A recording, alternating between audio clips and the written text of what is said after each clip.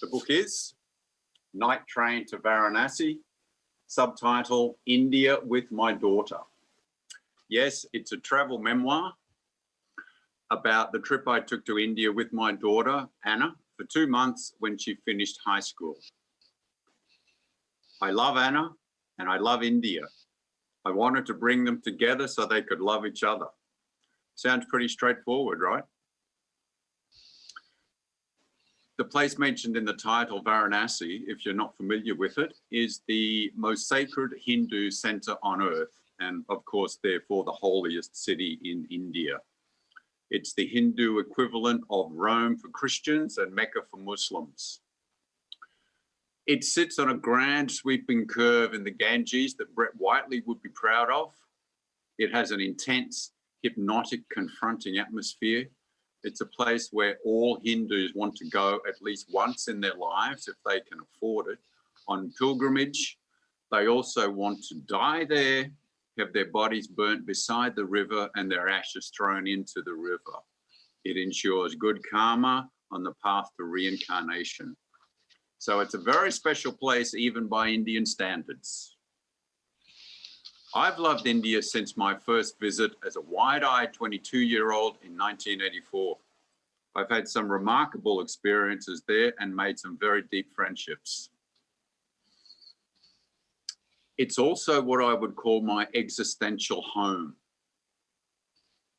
It's the place where I feel most alive in the world.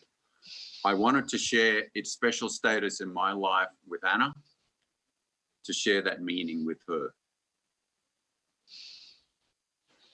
Parenting has a lot in common with experiencing an intense culture like India. It drills down to your core self very quickly. It unearths every emotion, including some you may not have been aware of, and it goes right into it. There's nowhere to hide. So my book covers the full emotional spectrum. We laugh, we cry, we rejoice, we suffer. And India barely notices any of it. There's plenty in the book for Australian and other Western readers, even if you're not an India tragic like me. There's a lot of emotions around fatherhood in the book. My experience of fatherhood has been at various times joyous and very challenging, as I imagine it is for all dads. If any dads reading the book can get something out of that content, so much the better.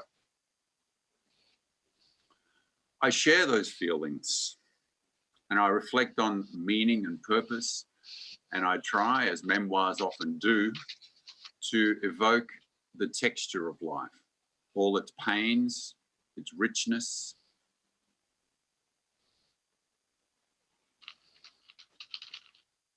I hope to arrive at a clear-eyed celebration of what it is to be alive. So the Indian content is often a springboard for more general observations and comments. Essentially, Night Train to Varanasi is a book for all parents, especially parents of girls, and for anyone who loves travel, especially India. It ticks a lot of boxes for readers. I try to be interesting and, where possible, funny. I want everyone to enjoy our trip. Thank you very much.